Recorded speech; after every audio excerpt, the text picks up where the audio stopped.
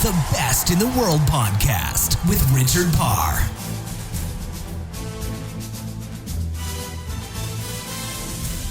Hello and welcome to The Best in the World with Richard Parr, where each week I speak to an Olympic champion, a world record holder, or a world number one to find out what they do differently from the rest of us to be the very best in their sports. This week I speak to the United States Olympic softball pitcher from the 2004 and 2008 games, Kat Osterman.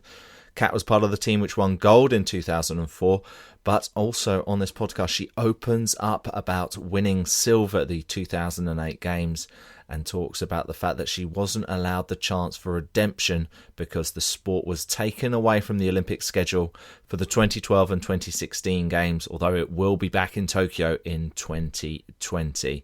It's a really good interview with Kat. She's now an assistant coach at Texas State University, so talks about the transition from player to coach.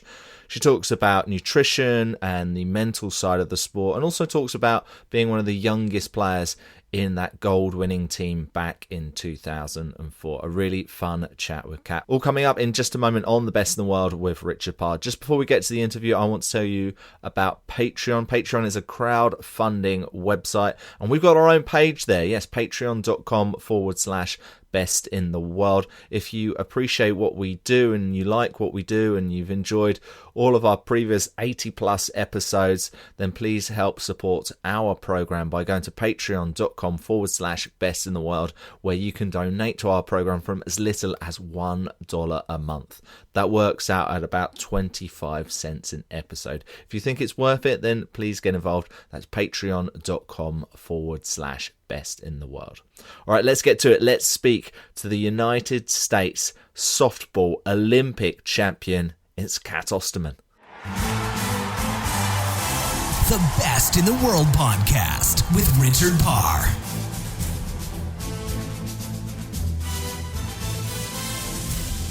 Kat Osterman, softball Olympic champion. Welcome to The Best in the World with Richard Parr. Of course, we're going to cover your amazing career, but let's start by beginning by explaining to people what you're actually up to at the moment.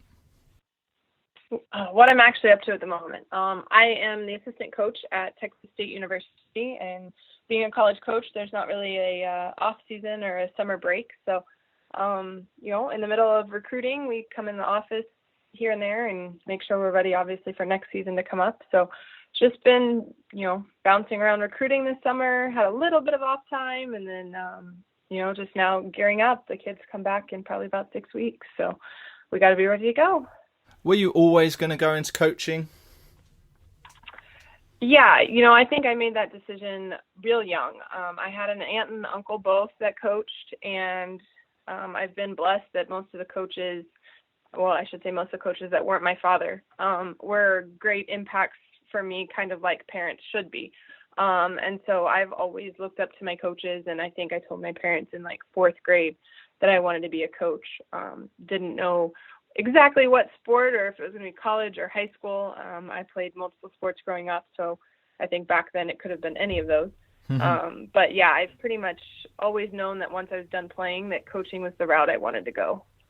That's interesting. On one of our previous episodes, we spoke to one of your former teammates, Natasha Watley, and she was doing the transition from player to coach, and she was admitting that she actually was struggling with it. Did you make that transition easily, or did you have a few struggles with it as well? I think I felt like I transitioned fairly easily in the aspect of I didn't expect too much of my players. I think a lot of people assume if we're an elite athlete, we're going to assume that players can be the same elite athlete. In that regard, I transitioned well. I think my struggle transitioning was probably more in the confidence of teaching.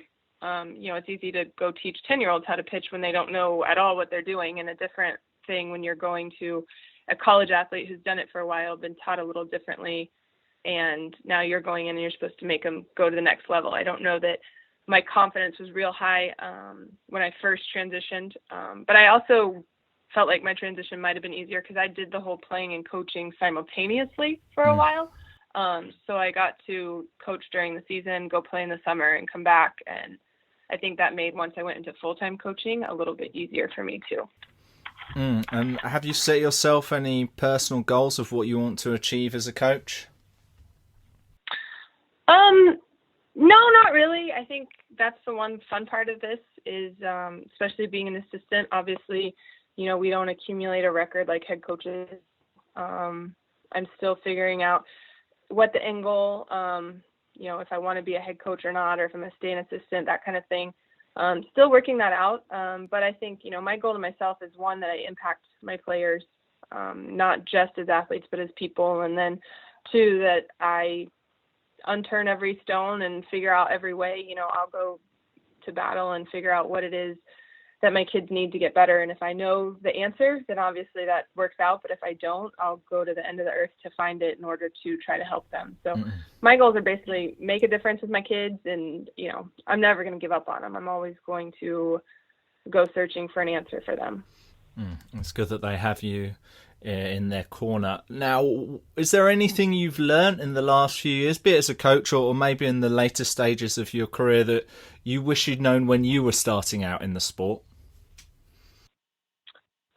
Yeah, I think the biggest thing, well, obviously as an athlete, I think I wish I had known earlier in my career, like how much eating better can help you.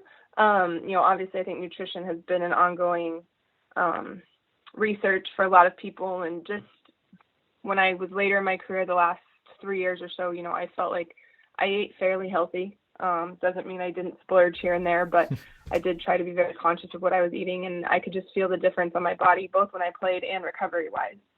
And so for me, that was something I wish I'd known earlier. Not that I don't know that it would have changed how my career unfolded, but I just think, anytime you learn how to recover faster, it's always a benefit, or recover better. And so that was one part that I wish, as an athlete, I knew. As a coach, I've just kind of learned that there's about 50 different ways to say one point, and sometimes with different athletes, it can be the same point between 2 athletes, but you have to word it completely different for each one in order for them to get it. So I'm always trying to just figure out how to change wording, or go figure out, a new technique or skill or way to word something if I have to. That sounds quite tiring. I mean, that mental aspect.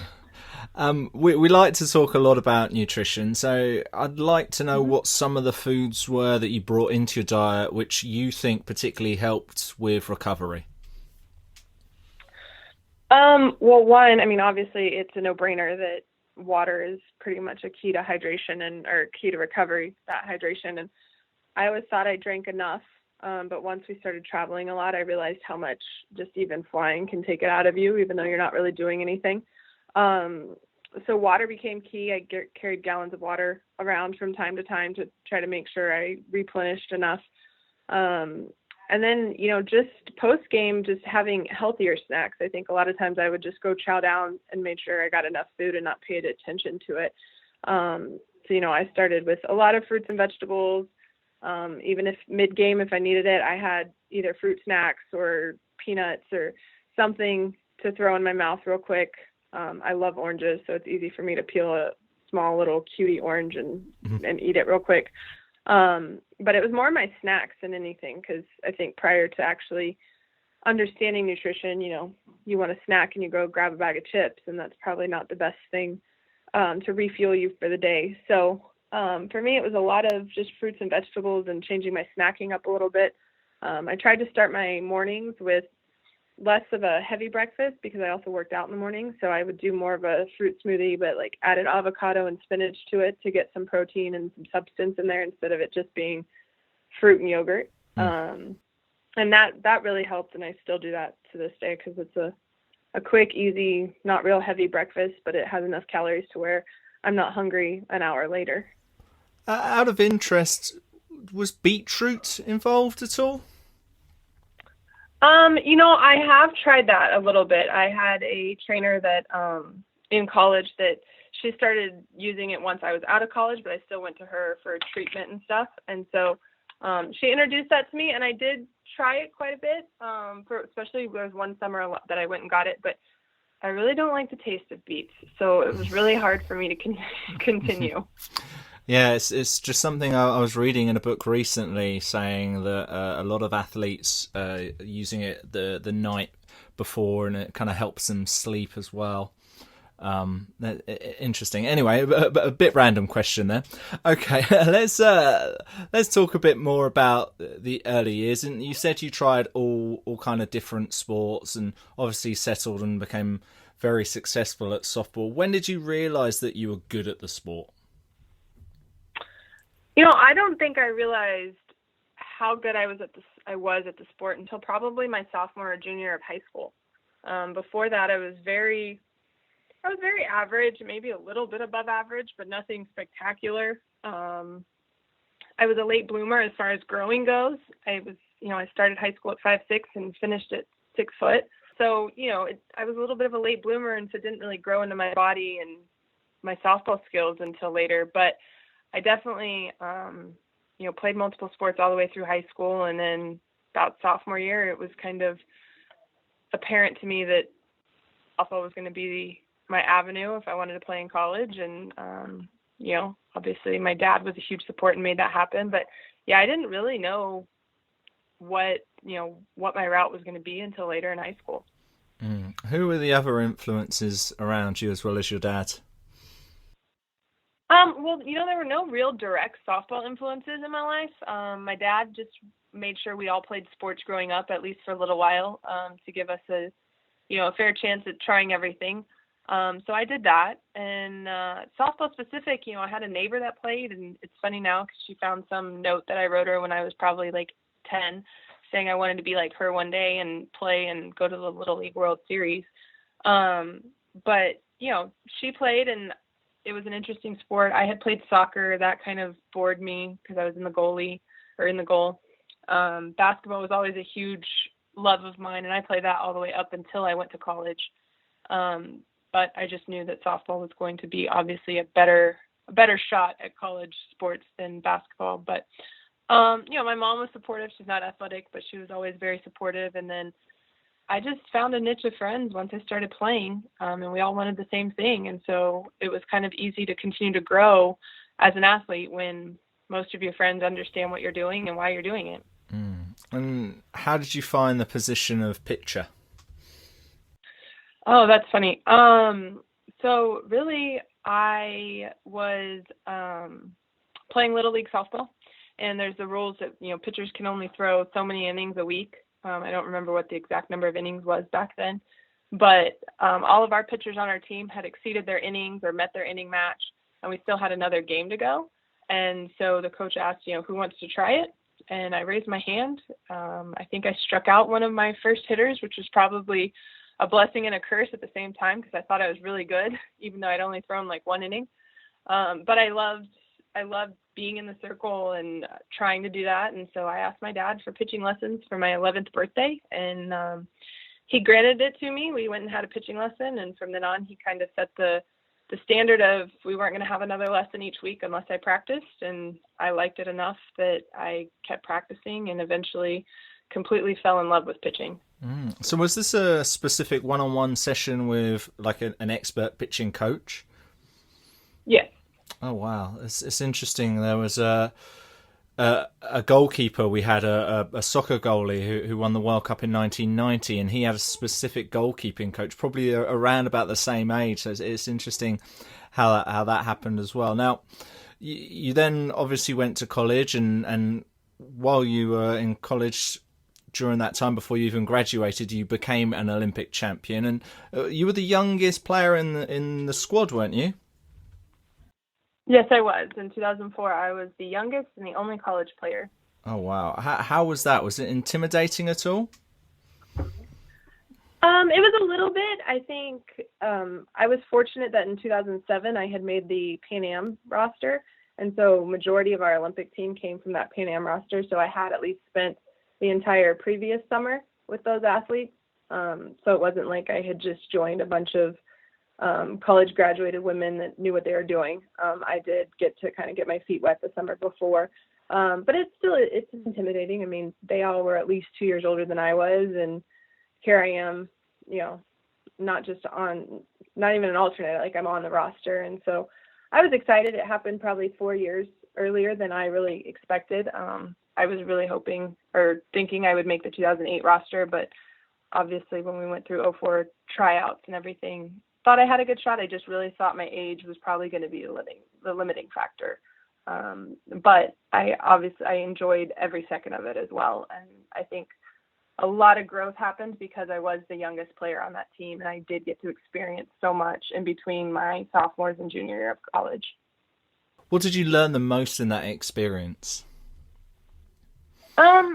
I think one, not that I didn't know what hard work was, because my work ethic has always been something I've hung my hat on, but as a team, how hard we worked together.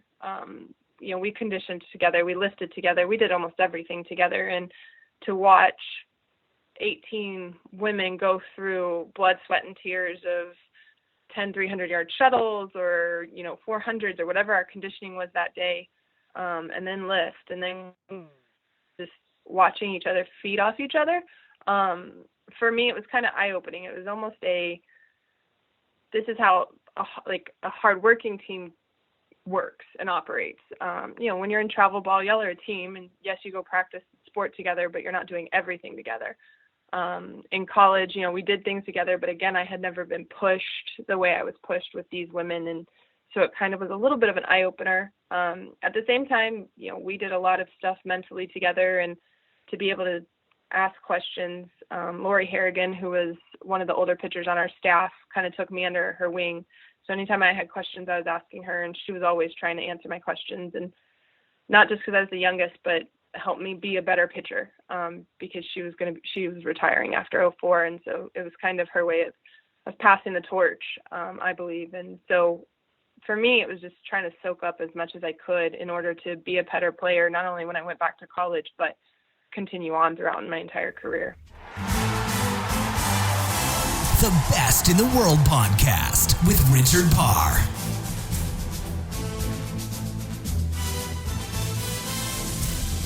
More from Kat in just a moment, but I just want to tell you about Audible. Audible is one of the leading suppliers of audiobooks in the world, and it is sponsoring today's podcast. They've got over 180,000 titles for you to choose from for your iPhone, iPad, Kindle, MP3 player, so you can listen to books on the go. It's a product I personally use. I've listened to, for example, Iniesta's book, yes, Andres Iniesta, the Barcelona and Spain captain, called Being the Artist, a very interesting book, really great insight into a champion, and you can do that for free as well. All you got to do is go to audibletrial.com/best.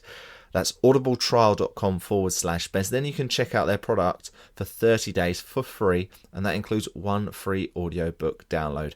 And perhaps that could be Iniesta's book. If not, as I mentioned, they've got over 180,000 titles for you to choose from. Go and check it out, audibletrial.com/best. All right, let's return to the conversation with the softball Olympic champion. It's Kat Osterman. The Best in the World podcast with Richard Parr.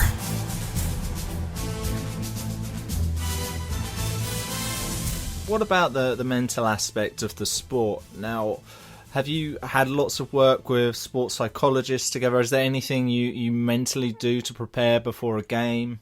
I didn't have a lot of work with sports psychologists throughout my career. I had a little bit. We had one that traveled with us in 04 with the national team, and we did all sorts, when we say mental game stuff, it went from all sorts of things, from team building. We trained with the Navy SEALs for a day.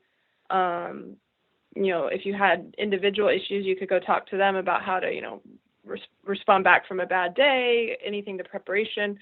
I always felt that mentally I was pretty in tune, innately. I was able to turn the focus on when I needed to, and be able to process, but yet let go of it when we got off the field after a certain point in time.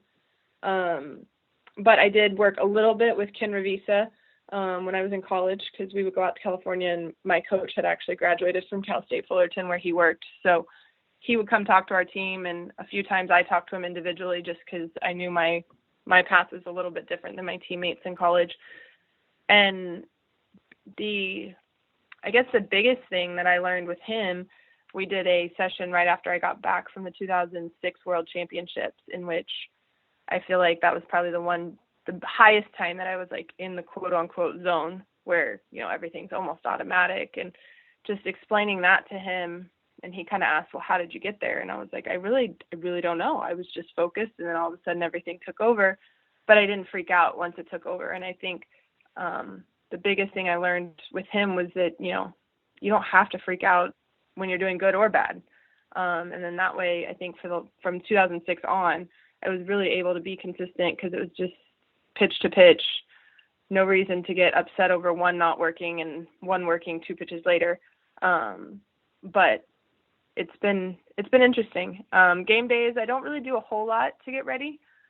Usually I'm just relaxing. I drive to the field with music on, or every now and then I'll call my dad if it's a team that I haven't played before or a team that I have played before and not been successful, and we'll kind of talk it out. But for the most part, it's kind of just, I try to relax.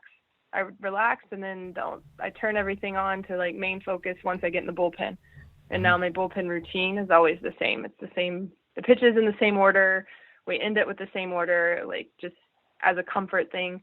But I really don't do a whole lot pregame. I feel like the more I understand a routine, but the more expansive your routine is, the more you can get yourself flustered because something doesn't go your way. On the last few episodes, I've actually spoken quite a bit about getting in the zone, and as you mentioned there, you said in 2006 is as close as you think you've ever came. Have you ever come close to replicating that in the last 10 years? Yeah, I think the other time was the last 2 games in my career, and they weren't even successful games. In 2006, the day that I'm talking about, we actually won both the games I pitched. And then, what are we now, 2007? So in 2015, last season playing pro ball, the last 2 games, it was similar. I pretty much just focused on one pitch at a time and didn't get too high, didn't get too low, didn't get frustrated when I wasn't getting calls, or if people put the ball in play instead of striking out. We lost both those games 1-0, but I felt like that was the next closest I'd come because I was able just to throw and not really stress too much about it. And part of that has really been knowing that, that was the championship series. So win or lose, I was coming off the field that day and I was retiring. But at the same time, I was able to just throw and not make it bigger than it needed to be. No, really interesting. You said there also about how you're relatively happy with your mental aspect of the game, and of course one of the things I read here is you studied psychology in both a bachelor level and in a master's level. Did that help in any way? I think it did, especially with my master's. I did my master's through University of Missouri, and they have a really good program that forces you to think how you would apply it as a coach or as a player. And so for me to be able to go through that and think about how I would apply it for my players made me think, okay, am I doing this myself? Or the way I would talk to my players that I'm coaching, am I talking to myself that way? Which I probably wasn't. Actually, I know I wasn't.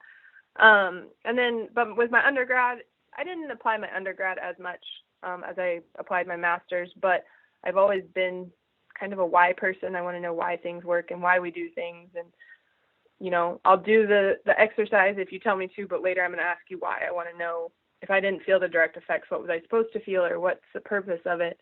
And so psychology just kind of gave me that intro into asking why and figuring out how things work. And then obviously with my master's, I was able to apply it a little more and see how other people do it.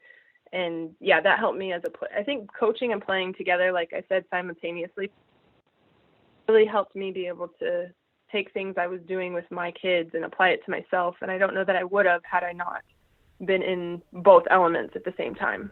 And just continuing on with the kind of the mental aspect and the belief side, of course, the one thing I've read a lot about you in the last day or so as I prepared for this interview is your faith as well. How important has that been throughout your career for you? I actually can admit that I think my faith has been stronger in the last 3 to 4 years than it was throughout my career. Okay, admitting that. I think I played a lot of my career not focused on God first and my faith. And not that had an effect on my career at all, but there's much more fulfillment now in doing things and knowing where I am in my faith than I feel like my career could have been a little more fulfilling internally if I had carried him with me. But my last season of playing pro ball is kind of when it all started, and I put a testimonial out probably about a year ago, I guess, and explained that before every game of my last career, I said a prayer. I told God to tell both my grandparents that are in heaven hi for me. There's a friend of mine and my husband's that I have a feeling that between him and God, they put a hand in me and my husband reconnecting in order to be able to live the life we're living now. And I was okay sharing that. And I was okay sharing my beliefs when people asked me after games, where early in my career, I wasn't ashamed. I just didn't have a relationship. So I would just kind of shy away from the questions. But I think having a strong belief in something and having a faith you can fall back on, it reminds you that there's something a lot bigger going on than just the game you're trying to perfect and play. And he has a plan for everybody. And if it means you're going to be highly successful and use your sport to glorify him, then that's great. At the same time, if you're not going to be highly successful, but you're going to learn something and still be able to glorify him, you just trust in that. And there's a reason for everything. And it's a lot easier, I feel like, to trust that there's an underlying reason, whether you know what it is right away or not, when you have that kind of faith. Very interesting. I spoke to a speed skater also from Texas, guy called Chad Hedrick, and similarly, he actually found his faith when he was on the podium collecting his gold medal. That's when he kind of realised that it's a bit bigger than him. So really fascinating there. I want to just go back to pitching because I know we're running out of time, but I was watching your action earlier, and it's so fast. And I thought if I ever twisted my arm like that, it would fall out of its socket. Did you get many injuries throughout your career? And crucially, how would you cope with them? I didn't have too many. I had more once I was out of college. I guess the older you get, normally your body starts to tell you it's time to be done, and that's when you get injured. But I got through college relatively uninjured, some tendonitis, inflammation here and there, but nothing serious. And then I had thoracic outlet syndrome, probably in 2010, I think. And I had a surgery for that. But again, my work ethic is one that like I said, I hang my hat on. So I knew I would come back rehab wise and, just as good, in good shape. So I did everything from eating right, making sure I was working out as much as I could, how I could without re-injuring myself, and then following the rehab program they gave me. And same thing, I reattached the labrum in my hip later in my career, and same thing. But never once did I think that I wouldn't come back the same. So my confidence in myself and my ability to work through things, it always stayed pretty strong. And I think if you can tell yourself you can do something, then you can do it for the most part. And, I also knew that if for some reason a complication happened during the surgery, then that was going to be my sign it was time to move on to something else. And I was okay with that. But, obviously both surgeries worked out great. And I think the biggest thing is everyone wants to freak out with the what ifs, and we can't control the what ifs. So why not just control what's right in front of you? And if that means doing rehab 3 times a day because you can do it as much as you can do certain exercises as much as you can, then do those exercises as much as you can and don't shortchange yourself. So I was relatively healthy until later in my career, but injuries I think haunt most of us because we worry about the what ifs and the possible side effects versus just do what you're told to do and the best of your ability and see not how fast you can come back, but how strong you can come back. Yeah, very wise words. Now, just before we kind of wrap up this interview, we did ask on social media or on my own Twitter page at Richard_Parr for some questions, and you were very kind enough to retweet it. So I am going to ask at least one of them, and this is from Cubby Girl Forever, and she was just asking, what is your fondest memory of playing? My fondest memory of playing is easily our gold medal. Even though I didn't play in the gold medal game, the journey to that Olympics and being able to stand on a podium on foreign soil and hear the national anthem and, know you just won the biggest prize in your sport. It's pretty amazing. So for me, that will always be a vivid memory in my mind, and hearing the national anthem even now still brings back that memory. So that has to be the fondest. Where does the 2008 games rank for you? Oh, well, being politically correct, it should rank up there because you got to go to the Olympics.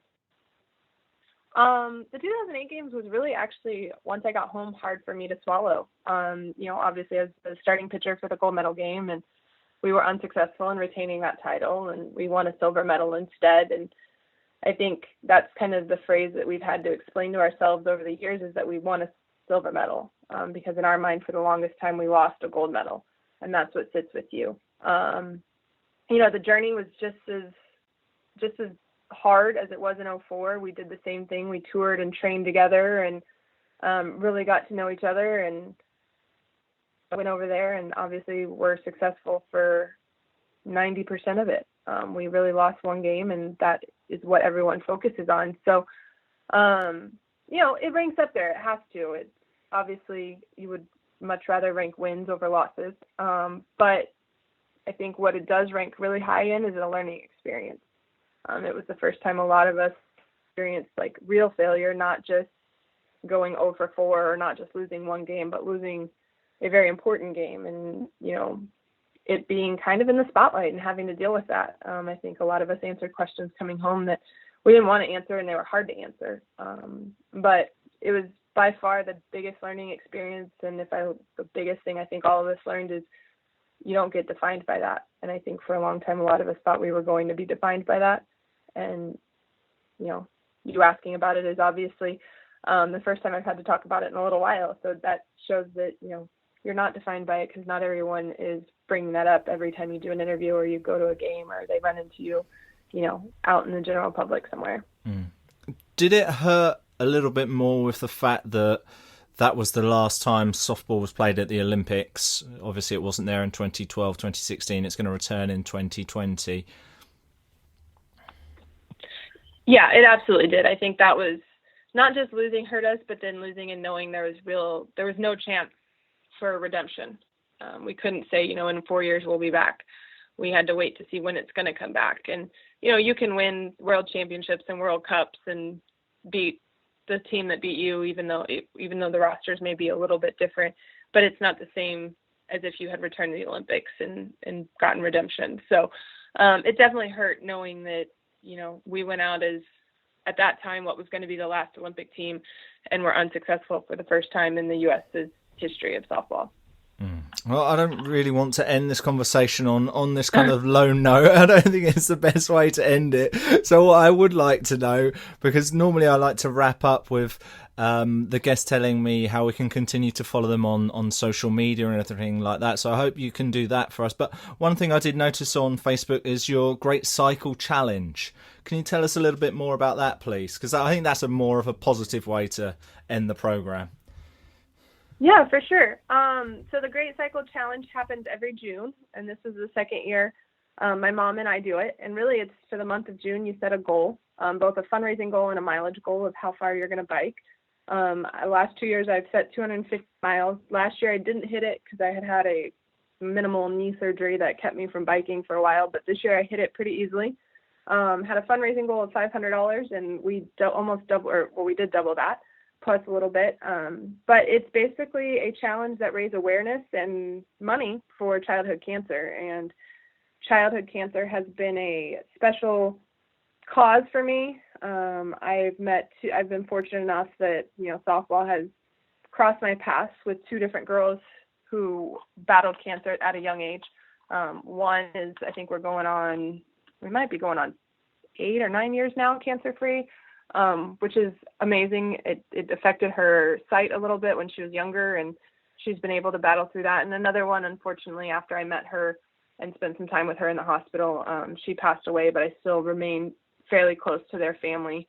And so just being able to see how cancer affects these kids and being able to be affected by visiting them, I feel like childhood cancer is obviously a very important cause to go to bat for. So anytime I can, I do. And the Great Cycle Challenge is part of that, raises the awareness and funds for childhood cancer. So, I do that pretty easily. You can ride your bike outside, you can ride a spin bike, whatever it is, the miles count. And so every day for the month of June, I think I got every day except for like 4. I was on my bike at some point, trying to get at least 5 to 10 miles so I could get that 250 knocked out. Fantastic. Well, it's definitely something to be proud of. And I think one last thing to mention here is again, one of the tweets I got today was from Todd Craver, and he was just saying, just tell Kat how proud we are and how hard you've worked to get kids involved in softball and the countless hours after games signing autographs and everything like that. So I think a lot of people really respect what you've done and everything like that. How can we follow you online, Kat? So on Facebook, I have a page. It's just Kat Osterman, just Kat, C-A-T space O-S-T-E-R-M-A-N. And actually on Instagram and Twitter, I am the same thing. It's at Kat Osterman, all one word. And so I have those two that I pretty much keep up with myself. I keep up all of it's myself. Nobody runs those for me. So it's all very genuine and authentic. And I try to answer as much as I can. I have to stay within NCAA rules, but that way you follow me, my Texas State softball team, and anything else I'm working with. I usually put some updates up there. Oh, fantastic. Yeah, I think I saw you've got over 50,000 Twitter followers, so to try to keep up with everyone all the time can be quite tiring, I'm sure. Well, Kat, it's been really good to speak to you. Thank you so much for being on the programme, and thank you for being the best in the world.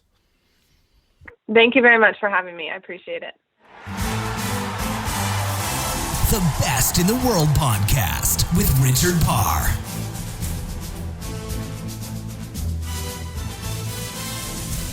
Wonderful to talk to Kat there, but she isn't the first softball player we've had on this podcast. If you like that sport and have enjoyed what you've heard from Kat, then go back and listen to my interview with Natasha Watley.